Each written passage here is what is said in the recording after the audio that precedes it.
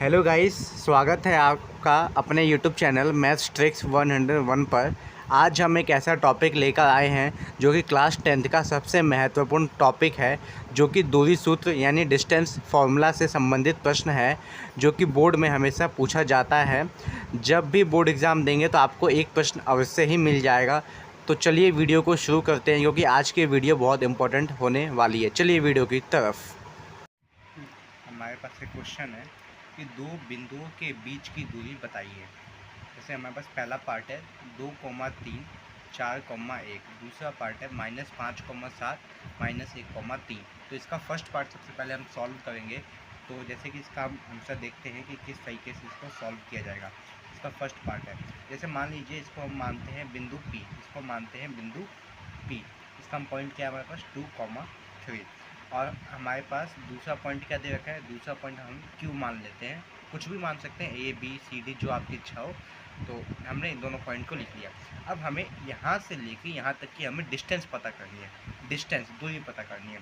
तो यहाँ पे एक फॉर्मूला लगेगा दूरी सूत्र का, दूरी सूत्र का, जिसको इंग्लिश में बोलते हैं डिस्टेंस फॉर्मूला, डिस्टेंस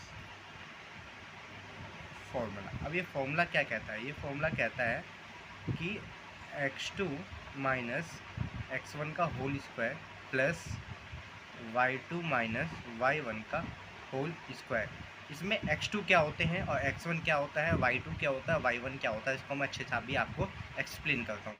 हाँ, तो मैं आपको बता रहा था कि x2 क्या होता है, x1 y2 y1 क्या होता है। देखिए, जैसे आपके पास है दोनों बिंदु है ना, तो ग्राफ पे जब भी हमारे पास कोई बिंदु होता है तो पहला x वाला होता है, दूसरा y वाला होता है। ये भी x वाला होगा, ये भी y वाला होगा। लेकिन अगर इसको x बोल दूंगा, इसको भी x बोल दूंगा, तो कन्फ्यूज़न हो जाएगा कि x ये वाला कि ये वाला। इसीलिए हम इसको थोड़ा अलग करने के लिए हम इसको नाम दे देते हैं अलग अलग, कि इसको x1 बोल देंगे, इसको x2 बोल देंगे, इसको y1 बोल देंगे, इसको y2 बोल देंगे, या उल्टा कर सकते हो आप, इसको x1 इसको x2, इससे y1 इसको y2, उससे कोई कन्फ्यूज़न नहीं है। तो आप x1 ले लीजिए, पहला पॉइंट x1 क्या आपका 2 है, y1 क्या आपका, y1 आपका क्या हो गया 3 हो गया, ठीक है। इधर ले लीजिए, x2 आपका क्या हो गया, x2 आपका हो गया 4 और y2 क्या हो गया आपका 1। तो इस तरीके से आपने x1 x2 के पॉइंट और y1 y2 के अपने पॉइंट ले लिया। अब आपको सिंपली फॉर्मूले में यहाँ पे पुट कर देना है। x2 कितना दे रखा है 4, x1 कितना दे रखा है 2, तो इसका होल स्क्वायर, प्लस y2 कितना दे रखा है 1, y1 कितना दे रखा है 3, तो इसका होल स्क्वायर। अब हम यहाँ से इसको कैलकुलेट करें, 4 माइनस 2 कितना होता है 2, तो 2 का स्क्वायर, प्लस 1 माइनस 3 कितना होता है, 1 माइनस से आपका माइनस का 2 होता है, माइनस के 2 का स्क्वायर।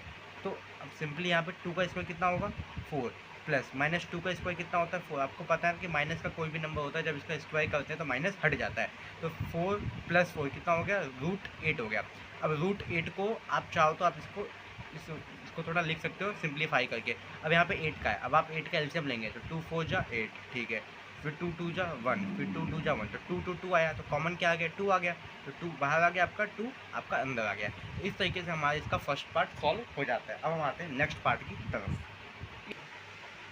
अब हम आते हैं इसके नेक्स्ट पार्ट पे। तो नेक्स्ट पार्ट में हमें दूरी निकालनी है दो बिंदु के बीच की। तो फिर से हम एक लाइन ड्रॉ करेंगे, इसको हम दे देते हैं पॉइंट A, हमारे पास पॉइंट 5,7 है, और यहाँ पे हमारा पॉइंट B इसके पास है 1,3। तो वही हम सिंपली दूरी सूत्र का यहाँ भी फॉर्मूला यूज़ करेंगे। दूरी सूत्र का इंग्लिश में इसको बोलते हैं डिस्टेंस फॉर्मूला। ये वीडियो इंग्लिश मीडियम वाले और हिंदी मीडियम वाले बोथ स्टूडेंट्स के लिए एप्लीकेबल है। They can watch this videos. So we have the formula x2 minus x1 का स्क्वायर, y2 माइनस y1 का होल स्क्वायर।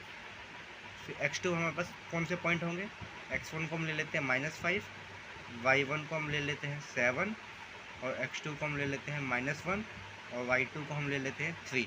तो x2 हमारे पास कितना आ गया माइनस का 1, माइनस x1 कितना आ गया माइनस का 5, तो इसका हो गया स्क्वायर। फिर प्लस y2 कितना हो गया 3, y1 कितना हो गया 7, इसका आ गया square. Again minus minus plus, तो प्लस का 5 का स्क्वायर, 3 माइनस 7 कितना हो जाएगा माइनस का 4, तो माइनस के 4 का स्क्वायर। फिर यहाँ से -1 प्लस 5 कितना हो गया 4, तो 4 का स्क्वायर, और यहाँ पे -4 का स्क्वायर, तो 16 हो ही जाएगा। तो 4 का स्क्वायर कितना हो गया 16, यहाँ पे 16 आ गया, तो 16 कितना आ गया √32। और √32 का आप यहाँ पे सिंप्लीफाई करके देख लीजिए एलसीएम लेके, 16 आ गया, इससे करेंगे तो 8 आएगा, इससे करेंगे तो 4 आएगा, फिर यहाँ पे 2 आ गया, फिर यहाँ पे 2 आ गया। देखिए 2 2 जा 4, 2 3 2 4 जा 8, 2 5 जा 10, 2 दिन 4 दिन 8 दिन 16 दिन 32, 32 आपके आ गए। तो यहाँ पे कॉमन क्या क्या है, ये कॉमन आया, ये कॉमन आया, तो यहाँ पे 4 कॉमन आ गया और अंदर 2 बचा। तो इस तरीके से आपके दोनों पार्ट इसके सॉल्व हो जाते हैं। इसका आंसर ये हो जाता है आपका और इसका आंसर ये हो जाता है। आई होप आपको वीडियो पसंद आई होगी। अगर आपको वीडियो अच्छी लगी हो तो वीडियो को लाइक और चैनल को सब्सक्राइब कीजिएगा।